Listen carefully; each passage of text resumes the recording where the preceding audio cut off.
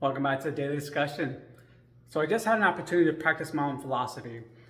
And in the last second addition to something I'm making here in my basement, I added an additional support, but I did not calculate something in there into account. They didn't take something into account. Basically what it is a board that's going to stick to my wall that's going to hold some equipment that I'm putting on there, and the additional boards that's going to give me additional support so I can get against more studs.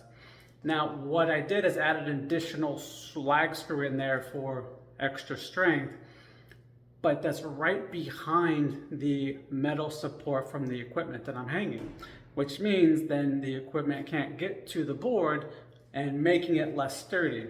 So I could do one thing and panic and get irritated and upset, or I can do this other option and just go ahead and pivot and find the next best solution.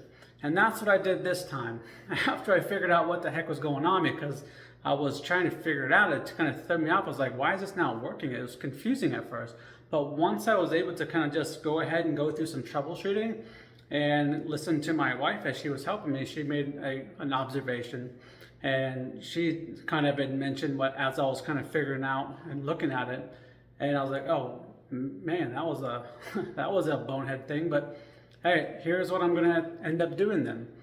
So even though I didn't get accomplished what I wanted to in the moment, I now have a plan of what I'm gonna do here shortly after this. So again, this kind of goes to what I've been talking about and working on these skills. In the past, I may have freaked out and got upset and maybe broke some things. It's definitely said some things that probably shouldn't be said, but that's how I would have done it, would have handled it, because I didn't have these skills to go ahead and just pivot at that time.